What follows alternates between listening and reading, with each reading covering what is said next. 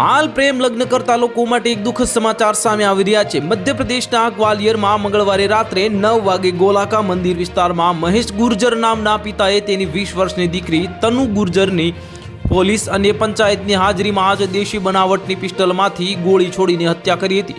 તનુના લગ્ન આજે થવાના હતા, પણ તેની સાંજે જે થવાના હતા અને તેના બદલે તનુ આગ્રાના ભીકમ વિકી મવઈને પ્રેમ કરતી હતી।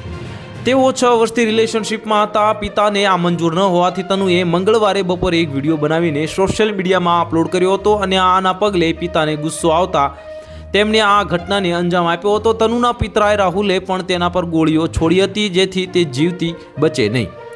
હત્યાના કેટલાક કલાકો પહેલા તનુએ શેર કરેલા જે 52 મિનિટના વિડીયોમાં જણાવ્યું છે કે મારો પરિવાર મારી મરજી વિરુદ્ધ લગ્ન કરવા દબાવ લાવી રહ્યો છે, પણ હું બીજા કોઈને પ્રેમ કરું છું। હું વિકી સાથે લગ્ન કરવા માંગુ છું। મારો પરિવાર પહેલાં તો રાજી થયો હતો, પણ પછી ના પાડી દીધી હતી અને તેઓ મને રોજ મારે છે અને જાનથી મારી નાખવાની ધમકી આપે છે। જો મને કોઈ પણ જે કંઈ પણ થાય તો મારો પરિવાર જ જવાબદાર રહેશે। આ વિડીયો વાયરલ થયા બાદ પોલીસ સુપ્રિન્ટેન્ડન્ટ ધર્મવીર સિંહના નેતૃત્વમાં પોલીસ અધિકારીનો તનુના ઘરે પહોંચ્યા હતા અને આ કેસમાં મધ્યસ્થી કરવાનો પ્રયાસ કર્યો હતો અને આ મામલે પંચાયત પણ બોલાવવામાં આવી હતી।